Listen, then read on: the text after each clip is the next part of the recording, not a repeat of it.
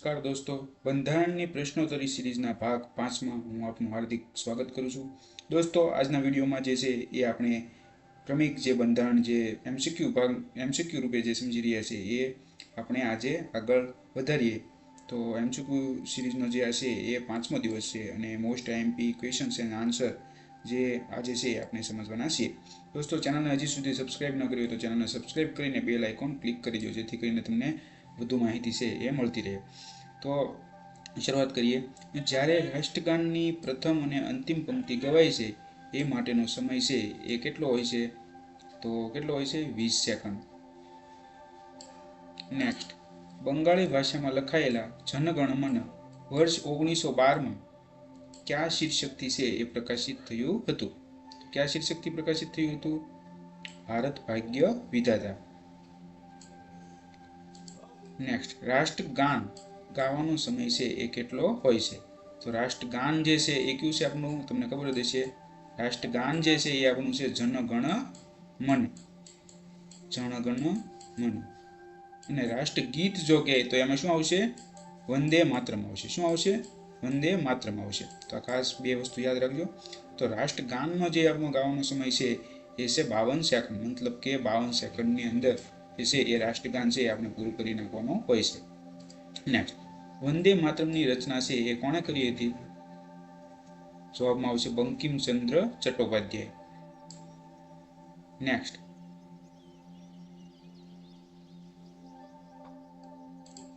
વંદે માતરમ કઈ નવલકથામાંથી છે એ લેવામાં આવ્યું હતું? તો વંદે માતરમ છે એ બંકિમચંદ્ર ચટ્ટોપાધ્યાયની જે આનંદ મઠ નવલકથા છે એની અંદરથી છે લેવામાં આવેલ છે. વંદે માતરમ રાષ્ટ્રગીતનો સ્વીકાર ક્યારે કરવામાં આવ્યો? તો 26 જાન્યુઆરી 1950ના રોજ. તો ખાસ યાદ રાખજો, વંદે માતરમ જે છે એનો સ્વીકાર જે છે એ ક્યારે કરવામાં આવ્યો? 26 જાન્યુઆરી 1950. તો આ આપણું શું છે? રાષ્ટ્રગીત પણ છે, એ પણ સાથે યાદ રાખજો. રાષ્ટ્રગીત છે. રાષ્ટ્રગાન કયું છે? જનગણ મન. નેક્સ્ટ, રાષ્ટ્રગીત સૌ પ્રથમ કયા વર્ષે છે એ ગવાયું હતું? જવાબમાં આવશે બી. 1896માં જે છે એ રાષ્ટ્રગીત છે એ સૌ પ્રથમ ગાવામાં છે એ આવ્યું હતું. રાષ્ટ્રગીત જે છે એ ગાવાનો સમય કેટલો હોય છે? તો 52 second, 1 minute 5 second, 1 minute 6 second કે 56 સેકન્ડ? તો આવશે 1 મિનિટ ને 5 સેકન્ડ. 52 સેકન્ડ જે છે ને એ કોના માટે છે? રાષ્ટ્રગાન જે છે આપણું જનગણ મન એ ગાવાનો સમય જે છે એ 52 સેકન્ડ છે. પરંતુ જો રાષ્ટ્રગીત જો કહેવામાં આવે તો એનો ગાવાનો સમય કેટલો છે? 1 મિનિટ ને 5 સેકન્ડ. નેક્સ્ટ, સૌ પ્રથમ રાષ્ટ્રગીત કયા સ્થળે કોંગ્રેસના અધિવેશનમાં છે એ ગવાયું હતું? તો કોલકાતા અધિવેશનમાં. નેક્સ્ટ, રાષ્ટ્રીય પંચાંગનો જે છે એ સ્વીકાર છે એ ક્યારે કરવામાં આવ્યો? તો રાષ્ટ્રીય પંચાંગ જે છે એનો સ્વીકાર છે એ 22 માર્ચ 1957ના રોજ છે કરવામાં આવ્યો હતો. નેક્સ્ટ, નીચેના વિધાનોનો અભ્યાસ કરી યોગ્ય વિકલ્પ પસંદ કરો. પહેલું વાક્ય છે સંસદ સત્રનો પ્રારંભ જે છે એ રાષ્ટ્રગાનથી થાય છે. સંસદ સત્રનું સમાપન જે છે એ રાષ્ટ્રગીતથી થાય છે. મતલબ કે પ્રારંભ પણ જે છે એ રાષ્ટ્રગાનથી થાય છે અને સમાપન પણ જે છે એ રાષ્ટ્રગીતથી થાય છે. તો આ વિધાન સાચું છે કે ખોટું એ આપણે કહેવાનું છે. તો બંને વિધાનો છે એ સાચા છે. તો જવાબમાં આવશે 1 અને 2 બંને સાચા છે. નેક્સ્ટ, વાઘને જે છે એ રાષ્ટ્રીય પ્રાણી ક્યારે બનાવવામાં આવ્યું? તો જો આની અંદર તમારે એક સાથે સાથે બીજા પ્રશ્નો પણ થતા રહે છે કે ભાઈ રાષ્ટ્રીય પ્રાણી જે છે એ આપણું શું છે? વાઘ છે. અને રાષ્ટ્રીય પ્રાણી જે છે એને ક્યારે બનાવવામાં આવ્યું? તો ક્યારે બનાવવામાં આવ્યું? 1972ની અંદર જે છે એ વાઘને રાષ્ટ્રીય પ્રાણીનો છે એ દરજ્જો આપવામાં આવ્યો. નેક્સ્ટ, ભારતનું રાષ્ટ્રીય વૃક્ષ કયું છે? તો કયું છે? વડ. નેક્સ્ટ, રાષ્ટ્રીય વિરાસત પ્રાણી તરીકે કોને જાહેર કરેલું છે? તો રાષ્ટ્રીય વિરાસત પ્રાણી તરીકે કોને જાહેર કરેલું છે? હાથીને. જવાબમાં શું આવશે? સી. નેક્સ્ટ, ભારતનું રાષ્ટ્રીય જળચર પ્રાણી કયું છે? તો એમાં શું આવશે? ભારતનું રાષ્ટ્રીય જળચર પ્રાણી કયું છે? ડોલ્ફિન. એ આવશે. નેક્સ્ટ, ભારતની રાષ્ટ્રીય મીઠાઈ કઈ છે?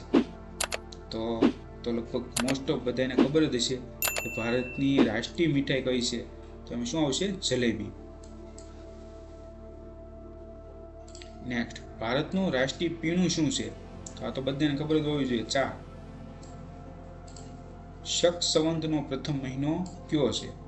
તો જવાબમાં આવશે ચૈત્ર. શક સંવંતનો પ્રથમ મહિનો કયો છે? ચૈત્ર. નેક્સ્ટ, ભારતીય બંધારણમાં કુલ કેટલા પરિશિષ્ટો જે છે એ આવેલા છે? તો કેટલા પરિશિષ્ટો આવેલા છે ભારતીય બંધારણમાં? કુલ 12 પરિશિષ્ટો છે એ આવેલા છે. નેક્સ્ટ, નીચેનામાંથી બંધારણ અંગે યોગ્ય વિકલ્પ છે એ આપણે પસંદ કરવાનો છે. તો ફટાફટ વાંચી લો કયો વિકલ્પ છે એ આમાં સાચો છે અને કયો વિકલ્પ છે એ ખોટા છે. તો આપણે 3 વિકલ્પ જે છે આની અંદરથી ખોટા છે અને એક વિકલ્પ છે એ સાચો છે. તો હાલમાં સંઘ યાદીમાં 100, રાજ્ય યાદીમાં 61 અને સમવર્તી યાદીમાં 52 વિષયોનો છે એ સમાવેશ થાય છે. તો પહેલો જ જે છે વાક્ય છે એ સાચું છે. એટલે હવે પછીનો આપણને ખબર હોય છે કે આ વાક્ય વાંચવાની જ આપણને જરૂર નથી, કેમ કે આપણને કીધેલું છે પ્રશ્નમાં કે ભાઈ નીચેનામાંથી બંધારણ અંગે યોગ્ય વિકલ્પ જે છે એ પસંદ કરવાનો છે. મતલબ કે એક વિકલ્પ આની અંદર સાચો આપેલો છે, બાકી ખોટા છે. તો પહેલો જ વિકલ્પ જે છે એ સાચો છે, એ સિવાયના જે છે આ બધા છે એ ખોટા છે.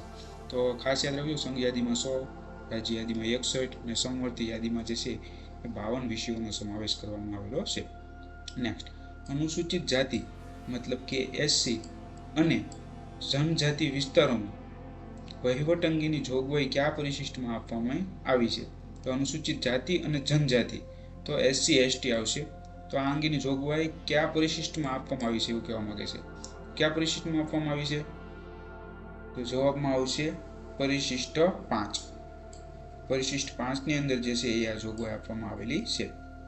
નેક્સ્ટ, રાજ્ય અને કેન્દ્ર વચ્ચે સત્તાની ફાળવણી કયા પરિશિષ્ટ અંતર્ગત છે એ આપવામાં આવી છે? તો શું આવશે જવાબમાં? એ. પરિશિષ્ટ 7 અંતર્ગત જે છે એ આપવામાં આવી છે. આસામ, મેઘાલય,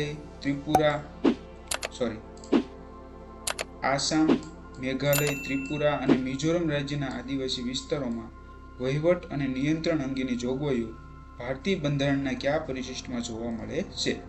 તો કયા પરિશિષ્ટમાં જોવા મળે છે? પરિશિષ્ટ 6 માં છે એ જોવા મળે છે. તો દોસ્તો અહીંયા જે છે એ આપણી આજની ક્વિઝ જે છે ભારતીય બંધારણની એ સમાપ્ત થાય છે.